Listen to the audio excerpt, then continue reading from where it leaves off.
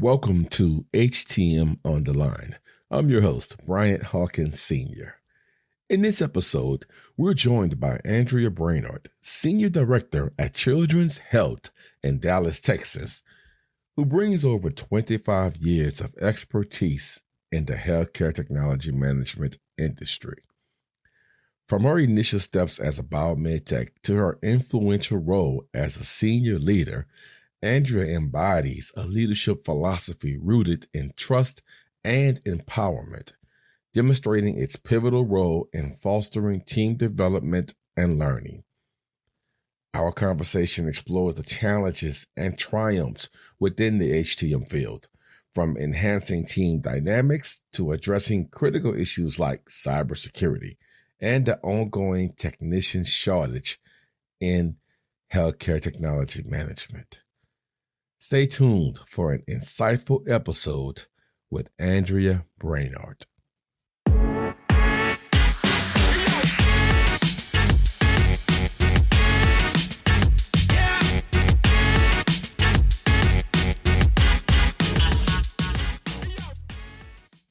Andrea Brainard, how are you doing this evening? Glad to have you on HTM On the Line.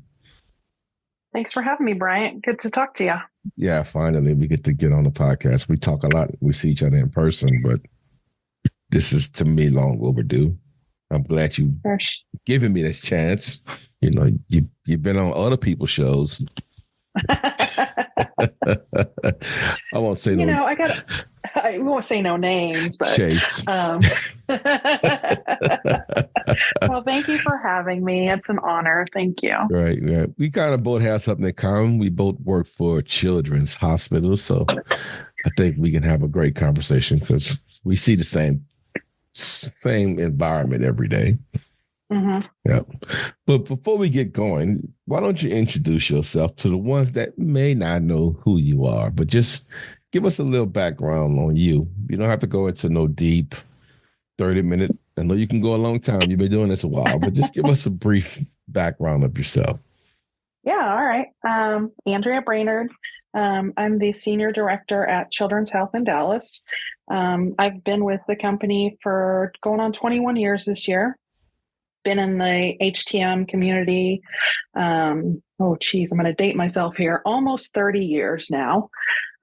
It's all I've ever done since I graduated college as a wee little girl. And I've kind of worked my way up into the position I'm in now. I did field service for a couple of years prior to coming on with Children's as a biomed tech too. But pretty much it. I mean, that's all I've done. My whole life is just HTM. How long have you been in the leadership role that you're in? I guess not in the role you're in now, but how long have you been in a leadership position? Oh man. Now I'm going to have to put the Wayback Machine on because, COVID kind of took out a couple of years that, we're all going to forget about. Gosh, if I had to put a number to it, at least close to 10 years, maybe. Okay. Right.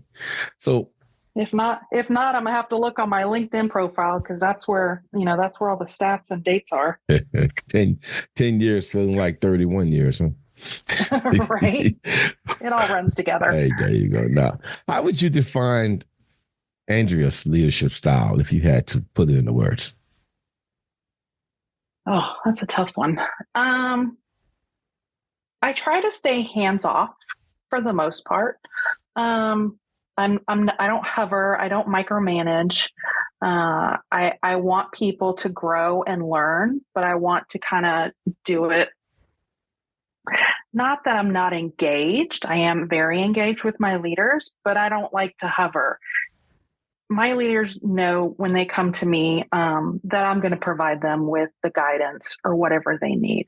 But my approach from a day-to-day is you're in this position because you know what you're doing. So you run your business. And if you need me, I'm always here. So that's kind of high level my approach. The times we live in, obviously things have evolved in HTM so quickly. What do you think may have played a part in some of your hands-off leadership style with regards to the way things are evolving in HTM right now? Yeah, honestly, I don't know that it has, it's an evolution. It's more of I've had leaders in the past that I didn't like their style. So as I continue to grow and educate myself and read all these leadership books and take leadership classes, my style kind of evolved from that. I try to be very, I approach things as I want people to do things the way that I would want them taught to me. If that makes sense. So do as you're told or whatever. So I didn't want to go down the road of, well, I don't like how I'm being treated by this leader. So I know this is not what I want to do.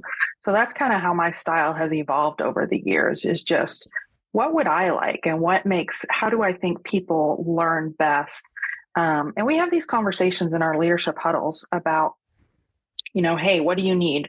What kind of approach do you like? And most of the leaders that report to me, they like the same thing. They're like, you let me do my job. And if I need something, I come to you. So that has just kind of evolved over the years, because I've had leaders that hover and tell me how to do things as opposed to letting me do it and potentially fail. They just tell me how to do it. And I'm like, well, I'm not learning anything from that, right? So I don't like that approach. So I try not to take it. And I've tried not to be that way with my leaders. Like you wouldn't ask anything of them. You probably wouldn't do yourself as a leader. Exactly. Or that I probably haven't done. And that even goes, to frontline staff. When I first went into leadership, it was a very hard transition for me personally to go from a technician to a manager. Because again, there were certain expectations of being a leader. And one of those was, well, you can't be at the bench every day. Like that's just not feasible. So it was very hard for me to let go of that little piece of me. And it took me a long time. And back then there was a running joke that, oh, if Andrea comes in scrubs, watch out. She's going to do circles around somebody. And over the years, that has just, as I evolved into more, growing in my leadership position, that has kind of dwindled. But yet I've done everybody's job in the shop. Like I know how to do it and I've been there and I've done that. And as people have moved on, kind of when I was a tech that knew me as a technician, now the new people, all they know me as is a leader. They don't know that I was once a biomed other than, I was once in your position. But I try to look at it from the lens of, I'm not going to ask somebody to do something that I haven't either done myself or I know it can be done by you. So what type of challenges would you say, being a female leader, what type of challenges you think you've seen in the industry for female leaders? I believe in the principle of give it your best work and you're going to get rewarded for that work. And I feel like that's why I'm in the position I'm in. I have proven myself that I can do the job. So I was, given those opportunities. I've had a couple of bad leaders here and there throughout the years, but I would say since I've been in leadership that I've had good leaders that support me, and they've all been males. So I feel like I haven't had some of those challenges in my leadership position. Now, when I was a technician, my very first job out of college, yes, I definitely had challenges there. At the particular hospital I was working at, there was some older generation there that are probably fixing to retire. So, you're talking 30 years ago, somebody that was in their 50s or 60s. And they were of the mindset still that women should be at home cooking and cleaning. And they were very vocal about certain things, and they were vocal about my heritage and where I came from. So I had challenges being a female in that aspect very early on in my career. But I think as I've progressed, those challenges to me seem to diminish, or I just didn't pay attention to them. And I'm going to work my butt off, and this is what I want to do. And I'm going to keep proving myself. And my leaders, as I grew up, so to speak, saw that, and I was afforded the opportunities to progress in my career. Awesome. I promise you, I won't beat you up with female questions in the HTM industry. But you mentioned your culture and background. Now, diversity and inclusion is a huge thing today. Now, how do you foster an inclusive culture within your team, if you could? I treat everybody equally. I mean, everybody has a voice. Everybody has a seat at the table. Speaking, diversity and culture, a lot of companies, particularly mine, they're doing a lot of training around that. And I think it's a good thing. Because there is still a lot of biases out in the world today. I mean, I think we're seeing it, on the news daily. So it's tough. I get it. I feel like I have my eyes pretty open. Again, I'm not from this country originally. Born and raised in Germany. Both of my parents are German. I've had diversity in my life. Back when I was born, there was East and West Germany. And I'm sorry if I'm getting into too many details, but I think that, this kind of lends to my thinking. I grew up being called a Nazi because I was born and raised in Germany. Yet I was born in West Germany, grew up there. I was there when the wall fell. So I feel like personally, and I could say this till I'm blue in the face and people might not believe me, but I have a whole different outlook on people in general. I didn't see my first African-American person until I came to the United States. And to me, it was like, okay, I mean, they're a different color, but so what? Like, I don't differentiate when it comes to certain things. And I think that's helped me keep my eyes open, so to speak, and be more diverse and have a different outlook when it comes to diversity and inclusion. I noticed one time before, probably stalking your page a while ago, you had and I think I teased you about it. Your team, y'all dressed up in, was it sports jerseys? I think, was it during HTM week? I think something was going on, and I thought I threw my dig in there, like, where are the Saints jerseys? So I think that's a pretty cool thing y'all did that week, and dressing up in different team sports. What other type of things in that aspect you do to make fun things where you get everyone's coming together from different types of liking, whether it's sports or culture or music, whatever, that you may do with your team? Definitely during HTM week, we do a lot of things. This year or last year, we had a lot of fun. One was, dress up, flat throwback Thursday. So dress up, I had people coming in the 70s gear and 60s gear and a lot of 80s and things like that. So HTM week is always a fun week because I try to make it, we try to have fun that week. Throughout the year, I mean, we always do a traditional Thanksgiving potluck for the entire HTM team. And we have 65 people now. So it's a large group, but I pre-book a room early in the year and everybody brings a dish and we just chill out. And this year, we played some games and people got prizes and I think everybody had a great time. And then around, Christmas holidays, we always do a gift exchange. Usually it's, $20, $25 gift. You wrap it. It's a white elephant type of thing. Last year, we tried something different where it was you have to bring a funny or weird mug, like coffee mug, and a bottle of your favorite, a mini, like airplane bottle of your favorite liquor. So that was fun. And instead of doing the white elephant, we read the left-right game. So you come up with a story and I just picked one off the internet, and every time you say left, it gets passed to the left. And every time you say right, it gets passed to the right in the story. So we did that, and everybody, I think everybody had fun, and everybody walked away with a cool new mug and a little, mini airplane bottle of liquor. But, who doesn't like liquor, especially on my team?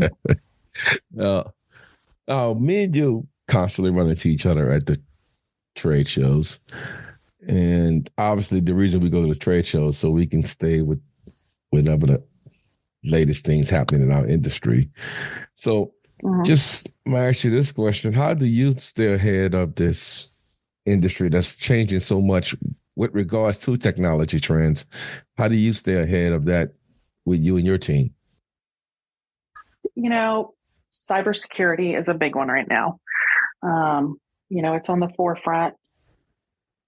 We're trying to get tools in our tool belt that helps our team to move forward, make sure our equipment is safe.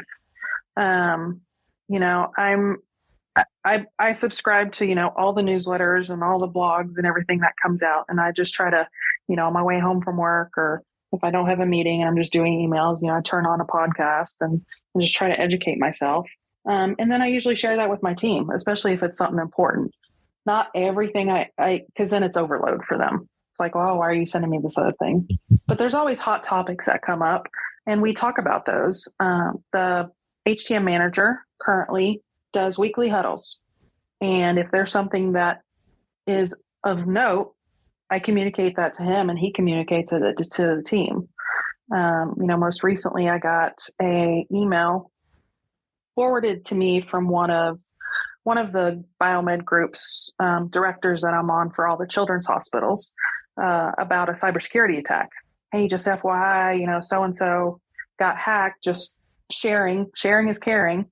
And of course, I send that to my cybersecurity guys, and then I send it to my team to say, hey, if you guys, see anything weird or unusual, you need to make sure you let somebody in leadership know so we can escalate that to see if there's a true issue. But I try to forward emails that are pertinent to the team. And if it's noteworthy that we need to talk about it, we'll grab a quick huddle and chat as those things come up. Yes, that's great. Now, I hear you mentioning your huddles. It seems like you meet with your managers very often, or at least once a week. Now, I don't know if you can do this, but is there something can you share a particular project in the past or right now that you guys was working on and it was very challenging, but then you successfully worked together to get over that challenge? Is there something you could share with us? Yeah. So we actually just finished deploying all of our new Alaris infusion pumps literally last week. And HTM where I work, HTM comprises of 65 people. That is, you've got the traditional biomed group, if you will. I also manage medical equipment. So they're the ones that centrally distribute all medical devices, including the Alaris pumps. They clean it, maintain PARs on the floors, et cetera. Everybody came together to get it done in a week, as opposed to if it was just put on, 2 or 3 people, we'd still be doing it. So my team, they do a really great job at, hey, we've got a task, and if we all get out there and do it, we'll get it done that much faster. So we just stop operations for a couple of days, knock it out, and then get back to it. What do you see the biggest challenges facing our industry in the next 3 to 5 years? Not mentioning cybersecurity, because we know that's there. Other than cybersecurity, what do you see some other challenges facing us in the next 3 to 5 years? Not enough technicians.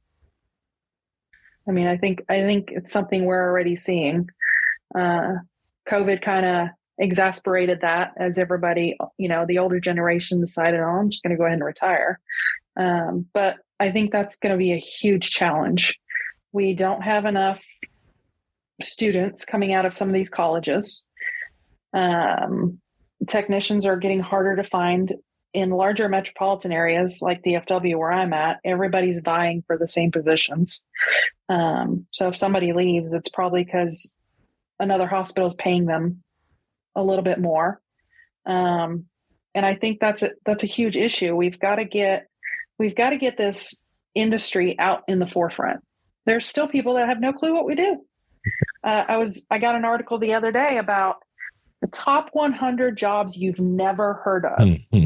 And medical equipment repair was number 5. I saw that same article. You were right. And so I started digging into it, and I was like, okay, so it's the top 100. And then there was another one, top 100.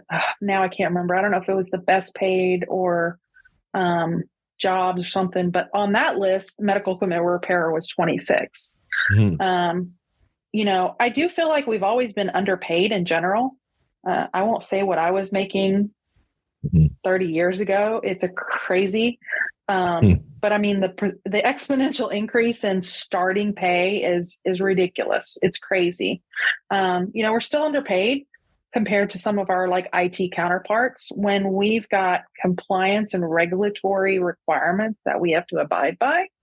But I mean, we're getting there.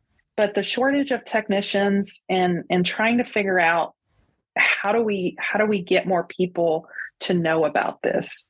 Because it's not, I don't want to dismiss it. It's not a hard job, if you will. To me, it's a very rewarding job, and I can teach anybody how to fix medical equipment. But I think you mentioned it in one of your podcasts that, you're going to the high schools, yes, and talking to students and stuff, and that's fantastic.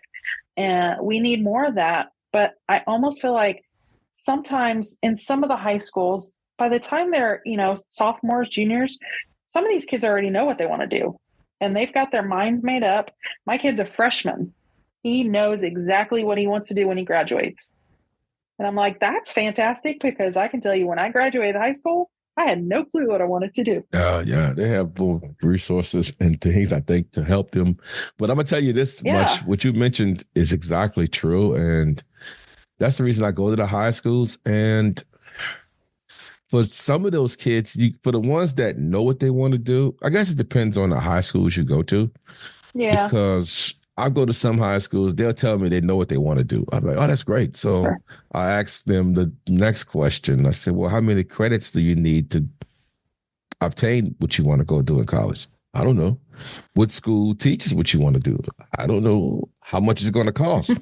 So sometimes they'll say what they want to do, but then, ask them a little deeper. Okay, so what school presents that? And some people are telling me that's kind of a hard question to ask a kid. Like, these kids are brilliant.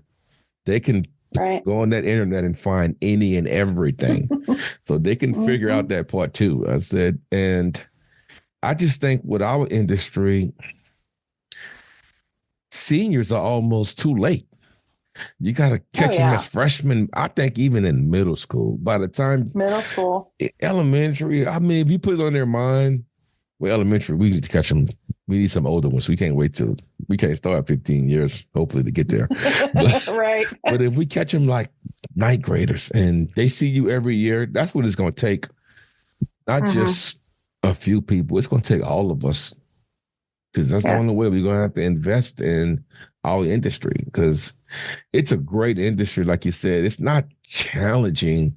I mean, it's challenging, but you have the tools. It has its challenges, but everybody's got the tools. Exactly. And I ain't talking about physical tools. I'm talking about we have all tools. And there's a saying I always say, you give me the wheel, I'll teach them the skill. Because that's the challenge. Exactly. That's the challenges I have, is finding people that just have the passion like you. And you're not going to find that all the time, but it's all about that leadership role you play. And look like that's why you have a great team, because you were there and you know what they're going through because you've been in their shoes, and that's reflecting on your team. And as far as this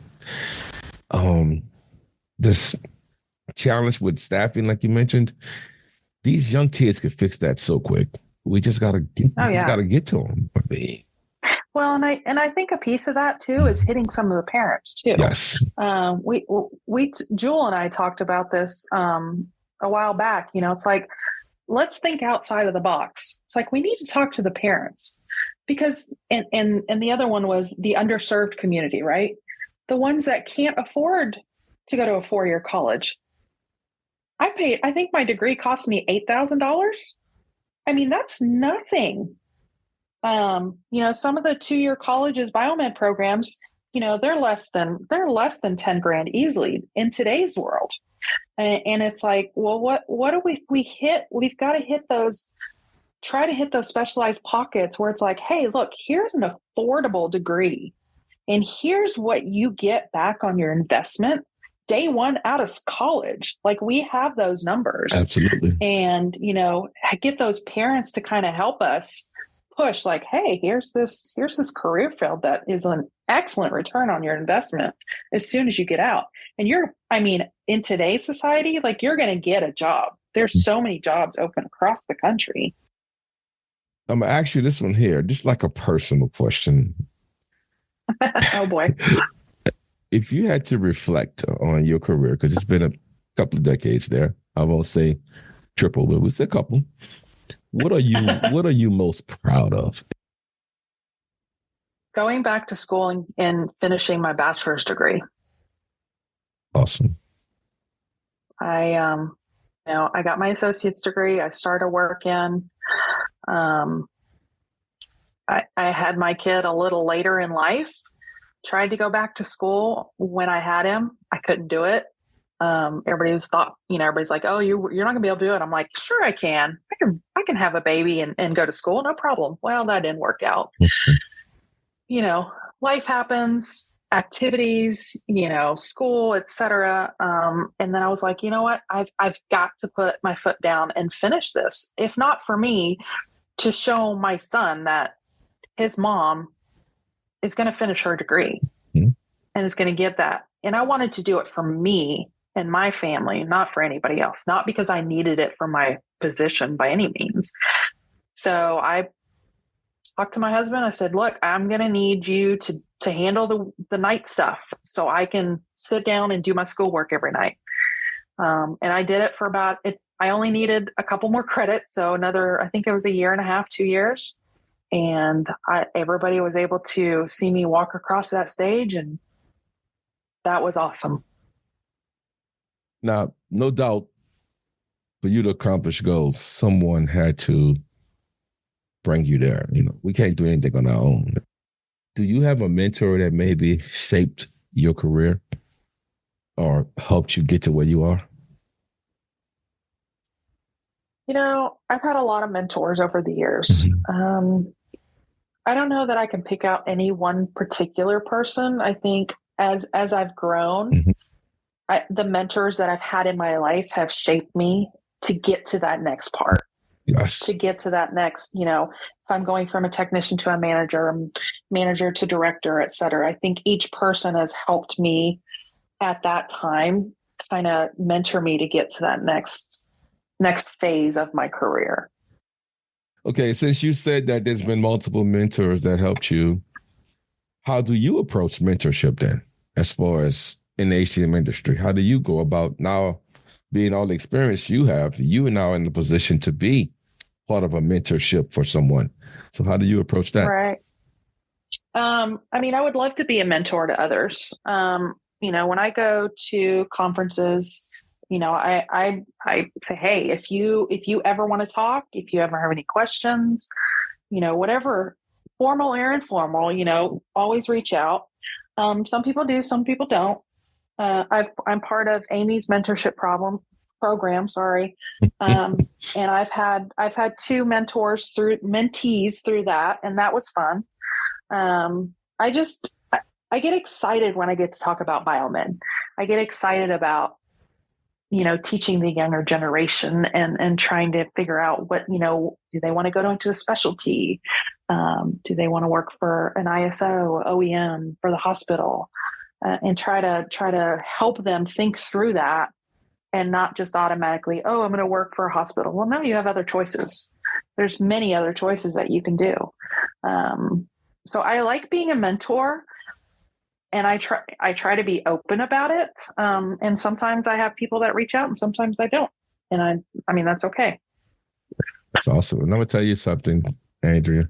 You can be a mentor to someone without them even knowing. Just by you consistently doing what you're doing. I can tell you encourages me and I feed off your energy. And when I see you in person, I get that same feeling from you. And it's encouraging just to see you continuously doing what you're doing every day. That's a mentorship to someone, believe me, trust me, because it motivates me. So keep doing the great job you're doing. And Thank you. I want you to give, I don't want to say words of wisdom because everybody uses that word. What kind of advice could you give for everyone? I'm not going to say young or old, but just some general advice you can give to someone in the HTM industry that can go across the board, where it can help a young person in the industry, mid-level, or just in it. What could you share? Oh, I know you think I'd have some great wisdom. I don't. I mean, I always stick by do unto others as you would do unto them mentality, and just toot your own horn when appropriate. I don't see enough of that. And it's okay to brag on yourself. Again, do it appropriately. But if you did something like super outstanding, tell somebody, tell your leader. Yeah. Bring it up on your peak. You have to toot your own horn. Otherwise, some people, nobody ever will. Yeah, that's great advice, because it's like you said, as long as you do it with a humility in mind, you're not bragging, you're just sharing accomplishments you have. That's exactly. That's great advice. You probably got plenty more in there too if I pull it up. Like you said, you have to have humility also in this industry, because you're going to have some challenges, especially when we deal with the healthcare. But the one thing I could say that I mentioned earlier, we both work at children's hospitals. So it's a different, I've recently started here 2 years ago. I've never worked in a hospital with just strictly children. It's been NICU, of course, but it's just something different about working in a children's hospital. Watching those kids walking around with that IV pole, it just makes you feel so much better about what we do every day. Because without that IV pole and pump, she couldn't walk around and see anything of value, because she had to be stuck in a room. So just you come to work, you excited about coming to work, because children are all over the place, and I don't know how your building look, but I'm more than sure it's painted with multiple colors and lighting, and it's a beautiful place. Oh yeah, it's pretty for sure. Yeah, and I think everybody comes to work with a different mindset, because they are treating children's, and it's a fun place to work in general. Like the organization does a lot of fun things throughout the year. So we try to carry that down into our department. Yeah. One thing we're doing right now is a Taylor Swift. She's coming to New Orleans in the fall. So the hospital bought 4 tickets, and they're doing a raffle. And right now they're doing they're promoting it. They're walking around the hospital. They'll ask people, they'll sing a few lyrics from the song, and then they ask you to finish. And it's hilarious watching people sing the lyrics to Taylor Swift. And at one of our leadership meetings, the COO, senior vice president, and senior director, they did a Taylor Swift performance. And the COO had on a wig, a skirt. It's on my LinkedIn page. You gotta check it out. But it's hilarious. But I love it. Yeah. But that's things you do for the kids. Right. You don't see that type of energy at other organizations at an adult facility. But yeah, there's some crazy things that happens and the crazy things you see leadership do. But yeah, we love it. Yes. We do it for the children. Yeah. Well, Andrea, I appreciate you coming on. We got to do it again, man, because I know we probably can go about 3 hours. Right. I'm glad you came on, and we got to do this again more frequently, because I think we can have an episode just talking about children's hospitals and the challenges. Oh, yeah. Maybe that'd be a good thing we got to do. Might be good. Yeah, might be a good thing. No, I appreciate you having me on. Always good to talk to you, and we'll connect soon. And that wraps up another engaging episode of HTM On the Line. A heartfelt thank you to Andrea Brainard for sharing her profound insights and experiences with us, providing a valuable perspective on leadership, team dynamics, and the critical issues facing the healthcare technology management industry today. To our listeners, thank you for tuning in. We hope today's discussion has inspired you, enriched your understanding, and sparked curiosity about the impactful world of HTM. If you found value in our conversation, please consider sharing this episode on your social media platforms to spread the word and foster a wider discussion about the HTM industry. Don't forget to subscribe to our podcast on your favorite platform to stay updated with the latest conversations. Until next time, keep pushing boundaries, stay curious, and remember, the future of HTM is not just about the equipment, it's about the people who make it work. I'm Brian Hawkins Sr. Thank you for joining us on HTM On the Line. Stay safe and stay connected.